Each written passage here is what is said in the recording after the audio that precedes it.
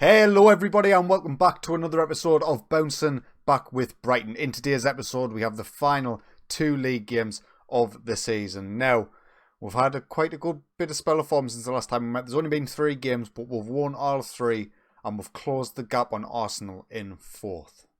So the first game after that crushing Spurs defeat was against Swansea City, which we ended up winning 4-1. Jeremy Doku, Rodrigo Marquez, Luis Gonçalves and Ryan Gravenberch with the goals for us. Oliver McBurney with the goal for Swansea in the 65th minute. Then we faced top of the table Manchester United at home and we managed to scrape through with a 1-0 win. Now neither side were dominant in this match. You know, a draw probably would have been a fair result, but with 9 minutes to go, Rodrigo Marquez got the goal and gave us the win. And finally, we ended up playing Crystal Palace away from home, which we won 3-0. Rodrigo Marquez, Ryan Gravenberch and Jeremy Doku with the goals for us. So that sees the Premier League table looking like this. We currently sit on 74 points after 36 games played. And I've completely missed something. Arsenal have played their game and they have been beat. Who have they just played? They've just played Southampton at home and ended up getting beat 2-0. That is absolutely huge. Now, last time I checked the league table, I didn't even think to look again. They were on 36 games played and on 75 points, so we were 1 point behind with 2 games to go, both playing the same amount of games. But now, it's back in our favour. The difficult point is, we're playing Spurs in the league again in the first game. So this is how we're going to line up against Spurs today. We're going to start with Jack Butland in goal, and I think I'm going to start with Jayden Bogle at right back. Nathan Wood is getting me assistance now, but he's just not a right back really. So he's going to sit on the bench for today's game. Jayden Bogle will start as Thomas Tavares is currently injured, with Luis Gonçalves, Benoit Badiashile and Carlos Julio completing the defence. Benty will be in the defensive midfield spot along with Aquino in the centre. Sebastian Yaros, Ryan Gravenberch and Jeremy Doku leading the attacking spots, with Rodrigo Marquez playing as the centre forward. So Spurs beat us 2-0 away from home. Thinking back to that game, I can't remember. Did they dominate us? I can't even remember. Or we were really unlucky. I think it was quite an even game, wasn't it? So having the home advantage, we're now in semi-good run of form territory. 3 wins out of 3. Obviously, the draw and the defeat completing the 5 game spell. So our morale is massively improved. We are at home. I'm hoping today we can at least get a point. At the very least, but I want to win. Pure and simple. That would see us sit comfortably in 4th with 1 game to go and only 2 points ahead. So we take the kick-off against Spurs, shooting from right to left in this first half. Now Spurs are currently sitting in 6th position. They've got no chance of qualifying for the Champions League. They are well out of it now. We have ourselves qualified for the Europa League should the Champions League dream sort of die in the next couple of games. But the board expectation is for us to get into the Champions League through league qualification. So finishing outside the top 4 might end up putting our position in a little bit of a precarious one. I can't imagine us being sacked due to our other performances in other competitions. But rolling into next season, it might start having a knock-on effect if we don't start well. 24 minutes in and we get our first highlight. Ryan Gravenberch plays the ball in and it's cleared. We do win the ball back though, so hopefully it's attack for us. Jeremy Doku takes a strike from the edge and it goes just wide. Another highlight now, corner for Spurs. Dele Alli's there front post, ends up hitting the post. And Benty clears for another corner. Early match shots suggest that we are doing quite well, but I think they've went closer so far with that post hitting off the corner. Jeremy Doku runs into the box. However, ref, there's no need for a VAR here. This is a penalty kick, but we've got to sit through it. Paul Larola, one of our former players from FM. Did we have him at West Ham? Paul Larola? I think we did. He was a very good player as well. Penalty confirmed through the use of VAR. It will likely be Rodrigo Marquez stepping up to take this, I would imagine. They need to speed this stuff up for FM20, by the way. Here we go. It is Marquez. Please put us 1-0 in front. And he does just that. An absolutely excellent penalty to put us 1-0 up. His 22nd goal of the season. He has scored a couple of goals in the last few games after having a massive dry spell. So nice to see him back in form. And this would see us rise to 4th. So there's the league table. If things were to stay as they were, we will be 2 points clear of Arsenal going into the final game of the season. Now, I've completely forgot who we're actually playing, so we'll keep that in the back burner as there is another highlight. Luis Gonçalves back to Jayden Bogle. We need to get our defensive shape back just in case they pinch the ball, which you never know what might happen. Gravenberch on the edge. He's looking for runners, but there wasn't really any open space on apart from this right-hand side, but we haven't found it. Carlos Julio cuts in, plays it back to Bentiab. Aquino finds Yaros, back to Aquino. He finds Jayden Bogle and acres of space, and Jayden Bogle's first goal of the season coming in for the injured Thomas Tavares, and he is doing the business for us. Diogo Aquino playing some nice stuff along with Sebastian Yaros, finds the open gap on this right hand side that was gaping for ages, and he beats the keeper at his front post. He'll be disappointed with that, Rajkovic, but we are not, and we are 2-0 up going into half time.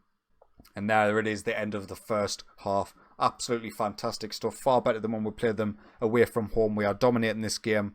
Now that our morale's back, it's sort of, as soon as we got knocked out of the Champions League, everything just started falling apart. I think we're over that now, and hopefully they can see us through the rest of the season and we can get back into the Champions League for next season. With 20 minutes to go, we'll look to make some changes. Abilio Neves can come on for Carlos Julio. I would like to get Darius Courtney some game time on for Rodrigo Marquez, who is on a yellow card as things stand. He did get the penalty goal to his name, but that was pretty much all he's done this game. Come on, lads. Please don't concede now. Sebastian Yaros can get rid. And there we are. 11 minutes to go. We are going to go to a balanced team mentality. But there is a Spurs highlight, and it looks like it will be a Spurs attack. Carrasco on this right-hand side whips the ball in back post. Dele Alli's there. Finds Harry Kane. No suggestion of offside, unfortunately. And Harry Kane's 20th goal of the season brings Spurs back into it. I don't want to see the replay. Honestly, that's their first proper attack, really. Apart from that corner chance that they did have. Please don't concede now. To end up drawing this game when we've completely dominated will be absolutely devastating. Jeremy Doku is in the box, though. He finds Bentiab on the edge. Aquino, loads of space. And he shoots it just wide. That could have been it. 4 minutes to go, and there's another highlight. Unfortunately, it looks like it'll be another Spurs attack. Almada drives into the box, takes a strike, it goes wide. We will take that all day. Another highlight with 3 minutes to go. I just don't want any highlights, Football Manager. I would just like it to be over. Diogo Aquino's in the box, hits a post, Rajkovic with a good save, and it's cleared by the Spurs defence. Can we just see the rest of this game out? I think this is it now. Yaros with the free kicks, cleared by Spurs. Ref, whenever you're ready. There we go. I didn't see him stop and blow the whistle, did you? There we are. Brighton 2, Spurs 1. We have put ourselves back into 4th position. The league is now back in our own hands. And we have Everton coming up next, who currently sit in 13th. They are free from relegation. There's no risk of that. So hopefully they're not playing for too much. And I'm not sure who Arsenal have in the final day of the season. They've got Chelsea at home. So, a difficult game for them as well. We've got how long? 7 days until the next match, so I'll see you then. So back it is, game day against Everton. A point will be enough. We are 12 goals better off than Arsenal are. If we get a point, we're pretty much guaranteed Champions League football for next season. We have Everton at home. They have Chelsea at home. And this is how we are going to line up for today's game. Jack Butland in goal. Tavares returns to the side at right back. Gonçalves and Badiashile at centre back with Carlos Julio as our left back. Bentiab in the defensive midfield with Diogo Aquino in the centre. Sebastian Yaros, Gonzalo Ramos comes in for the injured Ryan Gravenberch. Jeremy Doku on the left. And Rodrigo Marquez leading the line. So Everton come at us with a 4-2-3. Didier Ndong, Jamie Shackleton, who we did look at, who played for Leeds. He signed for Spurs and now he's on loan at Everton. William Carvalho, Nathaniel Klein, Mason Holgate, Mavro Panas. We've got a better side than Everton. Pure and simple as that. If we perform how we've been performing the last 4 games, we should easily get the 3 points here.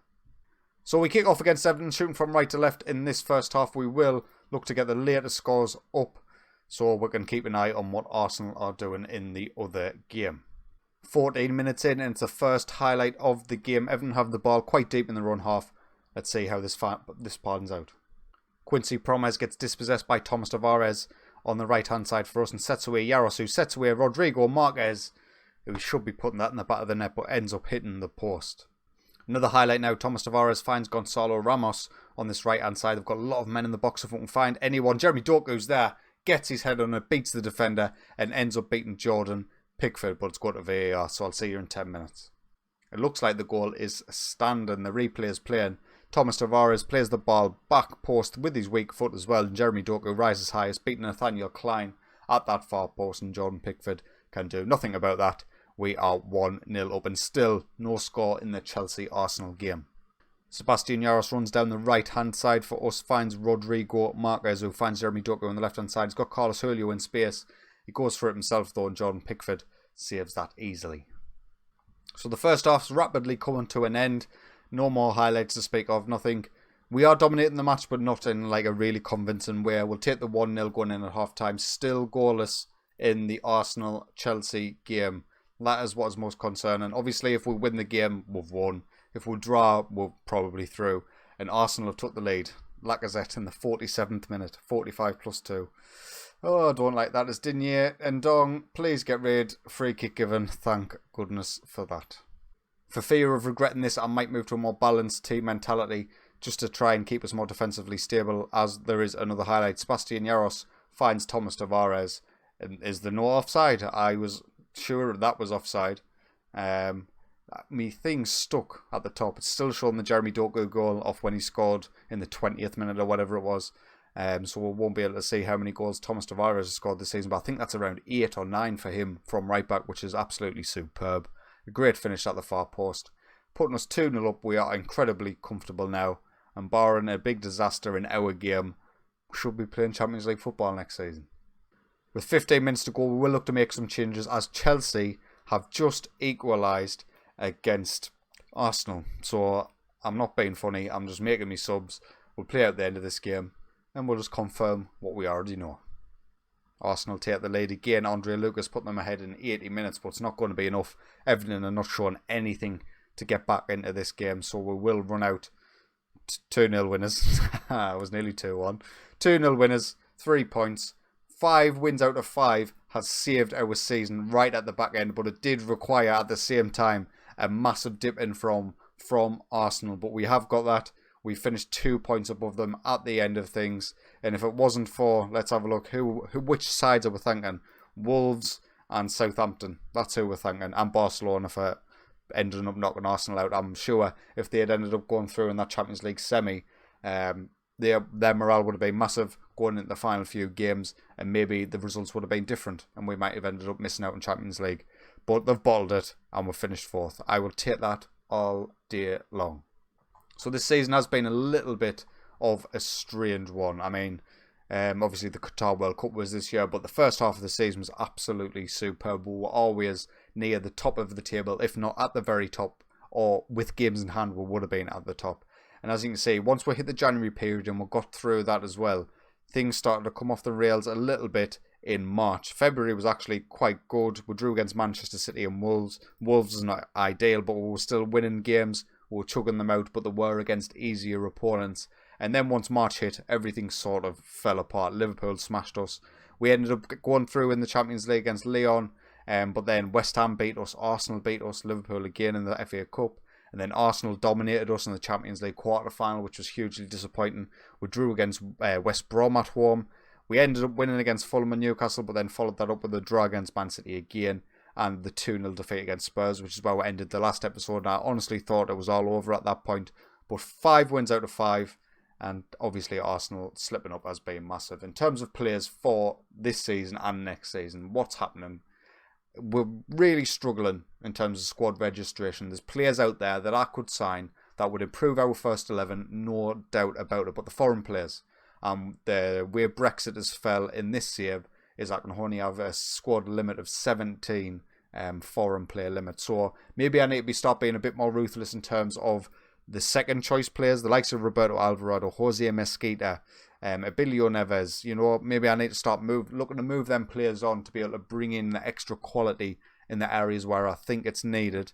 Or I need to just start paying over the odds for some first choice English players. There are some out there, and there are some that I wouldn't mind signing, but it's going to take some scouting over the summer transfer and waiting for the right time to be able to buy them.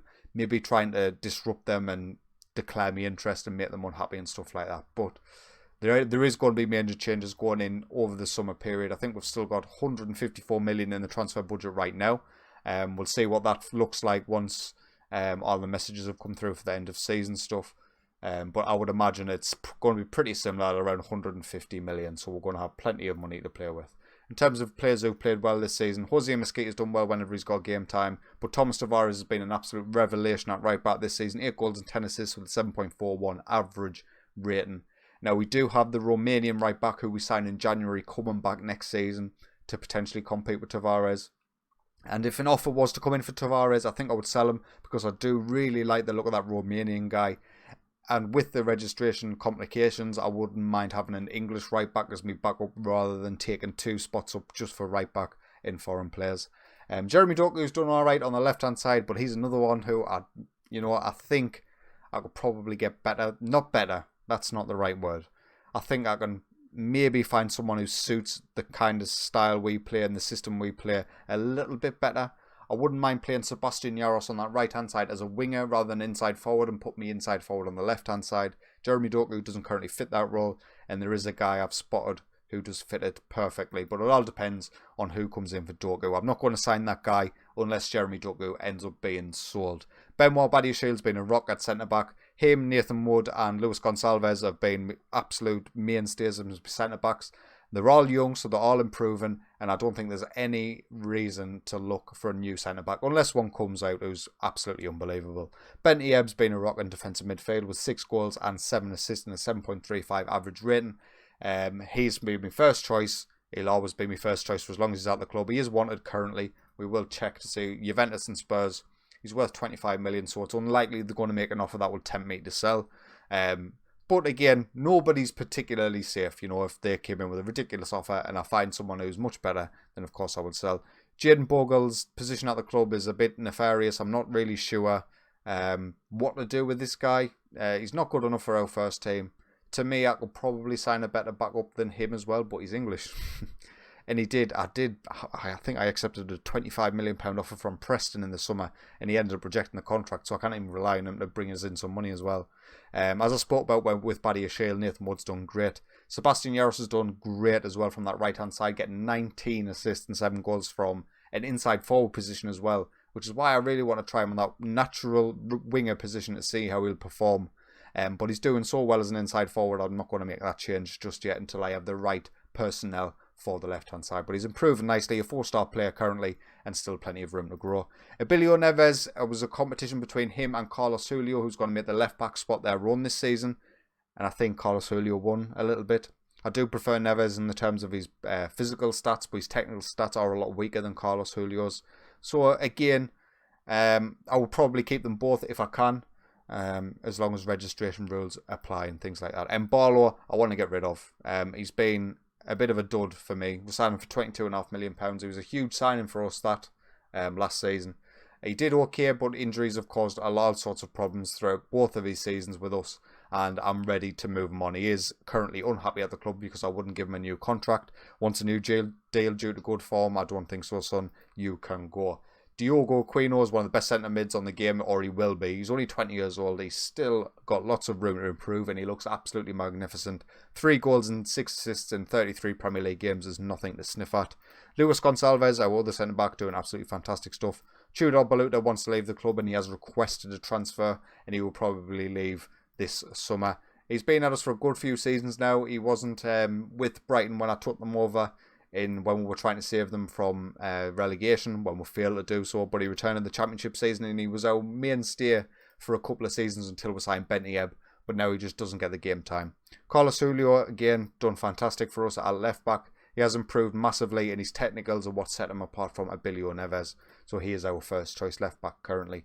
Rodrigo Marquez, he's had a much worse season than he did last season. There's no two ways about it, but he did still score 18 goals and 24 starts in the Premier League for us. But you look at him last season, he scored 26 and 35. And a lot of the games he missed was through injury. So it's probably a pretty similar record. His average rating wasn't as good this season as it was last, and he's sort of hitting his potential now, and his mentals are so poor. I mean, he's got some good stats in the right places, but in the other stats, maybe the secondary category where you'll be looking at, he isn't really that great. And valued at 40 million, if someone was to come in, I wouldn't be half tempted. Roberto Alvarado, he's a great player, and he's performed for us magnificently when he's been called upon, but it's probably time to move him on. He's valued at 30 million, and was signed for 5.5 a couple of seasons ago. What an absolute bargain he has turned out to be. But I think Bayern Munich, we're looking at him at some points this season. I will look to move him on and hopefully make a good bit of profit in the meantime as well. Ryan Gravenberch, he's still improving, still only 20 years old. It feels like he's been in this side for absolutely years. I think this is his 3rd full season for Brighton. and still at 20 years of age, still plenty of room to grow. He is going nowhere. Darius Courtney was signed in the January transfer window. He did end up making 13 appearances in the Premier League, 5 coming off the bench. He will probably be in the squad because he's English, but it's likely he will be a backup player to either Rodrigo Marquez or Jose Mesquita, depending on who stays at the club. Freddie Woodman, our backup English goalkeeper. Yeah, our backup goalkeeper will probably always be English. But Jack Butland disappointed me in a good few games this season. And despite him having a decent record, 33 conceded in 38 Premier League games, 16 clean sheets. I mean, you've seen some of the mistakes he was making. They weren't good enough. And there is keepers, but non-English keepers, that are better than him who are available for quite cheap. He could easily drop to be my second choice, and I think that's a move I'm going to have to make in the summer because it's one of the easiest upgrade paths I have in our first 11. Gonzalo Ramos has done okay. He's came off the bench 26 times in the Premier League to replace Ryan Gravenberch, who just can't hack a full 90 minutes. And he's done okay, 1 goal, 5 assists, nothing absolutely spectacular, but we did only sign him purely to be either a replacement of Gravenberch if he was sold, or a backup. Marco Bulat, backup to Diogo Aquino. Aquino doesn't get injured, so Bulat doesn't get game time. It's a sad state of affairs because I know he's still got potential to grow. Signed him for 6 million a couple of seasons ago, but he's been well and truly replaced now. And Morgan Gibbs-White, our another token English guy, made 1 substitute appearance all season in the FA Cup. So there's a confirmation. We have qualified for the Champions League for next season. Our board did set the initial budgets at 154 million with £2.2 million available in the wages, which sees us with £579,000 available should we need it. Let's go on to the end of season stuff and see any other interesting messages.